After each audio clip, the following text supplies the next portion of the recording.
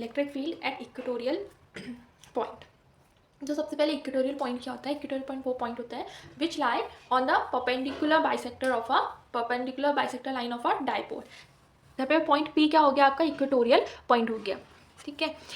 Plus Q और minus Q charges हो गए एक डाइपोल के, डाइपोल हो गया A B, separated by a small distance two A. तो ये वाली डिस्टेंस ए, ये मिड पॉइंट है, मिड पॉइंट से इक्वेटोरियल पॉइंट पी की डिस्टेंस हो गई एक्स। अगर ये ए है, ये डिस्टेंस ए है, ये डिस्टेंस एक्स है, तो ए पी वाली डिस्टेंस कितनी हो जाएगी? Hypotenuse square is equals to perpendicular square plus base square. तो उससे ये हो जाएगी आपकी root of X square plus A square. Similarly ये वाली डिस्टेंस भी क्या होगी? पी बी की डिस्टेंस भी वही same x square plus A square. ये डिस्टेंस हो गई।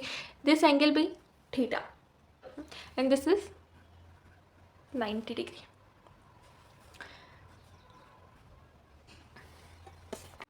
सेम प्रोसीजर करेंगे। सबसे पहले हम निकालेंगे सबसे पहले पॉइंट पी पे जो इलेक्ट्रिक फील्ड लग रहा है it is due to point A और ड्यू टू पॉइंट बी। इन दोनों पॉइंट्स की वजह से ही पॉइंट बी में इलेक्ट्रिक फील्ड लग रहा है। तो पहले निकालेंगे electric field at P due to point A means E P A, then electric field at P due to point B that is E P B. इसको पहले ही एज्यूम कर लेते हैं E one electric field at P due to ए। क्या होता है formula? के क्यू ओवर आर स्क्वायर, यहाँ पे आर हो गया ए पी के बीच में, root A square plus X square plus A square का होल स्क्वायर, क्योंकि आर स्क्वायर है तो रूट कैंसिल, रूट हट गया। एंड दिस इज अलॉन्ग, ये पॉजिटिव चार्ज या न्यूट्रल चार्ज, तो फिर डायरेक्शन कहाँ को होगी? बाहर को। And this is along let this point be N. तो ये हो गया आपका along P N.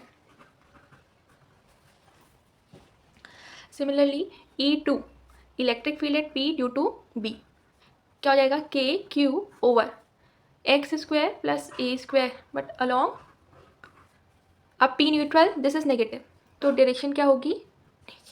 That is P B along P B. Directions clear हैं? ठीक है, पहले हम इस डायग्राम को समझते हैं। पी पे एक्ट कर रहा है E1 और इधर नीचे को दिस इज E2, ठीक है। इलेक्ट्रिक फील्ड E2 नीचे साइड को PB को, ठीक हो गया। अब मैं इसको कंपोनेंट्स में तोड़ूँ, इसका वर्टिकल कंपोनेंट और इसका horizontal component. Let this assume this angle to be theta, ठीक हो गया। एंड दिस, ठीक है, इफ दिस इज थीटा तो ऊपर को टूटेगा, इधर को this component is E1 sine theta and this is E1 cos theta. अब इसको तोड़ेंगे थीटा, तो नीचे को E2 कॉस थीटा और ये हो गया आपका, और सिमिलरली इसका हॉरिजॉन्टल कंपोनेंट क्या हो जाएगा? E2 sine theta. कंपोनेंट में ब्रेक करा, ठीक है। अब कंपोनेंट्स में तोड़ दिया। अब देखिए E1 कॉस थीटा और E2 कॉस थीटा दोनों के दोनों अपोजिट डायरेक्शन में है, तो दे कैंसिल आउट ईच अदर, तो ये वर्टिकल कंपोनेंट तो हमारा cancel out each other. But ये जो आपका E1 साइन थीटा और E2 कॉस थीटा है, ये दो साइन थीटा है, ये दोनों के दोनों they are in the same direction में है, तो दे एड अप। तो फिर इक्वेटोरियल पॉइंट पे इलेक्ट्रिक फील्ड कितना हो जाएगा? E1 साइन थीटा और E2 कॉस साइन थीटा को हम एडअप कर देंगे। E1 sine theta E2 sine theta को एडअप कर देंगे। E1 साइन थीटा और E2 साइन थीटा को मैं 2E1 साइन थीटा लिख सकती हूँ, क्योंकि दोनों की वैल्यू एक ही है। E1 और E2 की वैल्यू एक ही है, दोनों एक है। E1 की वैल्यू पुट कर दी K Q upon X square plus A square sine theta. Sine theta is equals to perpendicular upon hypotenuse. Value put कर दी, के 2QA की वैल्यू होती है P, तो 2QA के वैल्यू रख दिया P and this is root की पावर 3/2। तो this is the expression for electric field at equatorial point.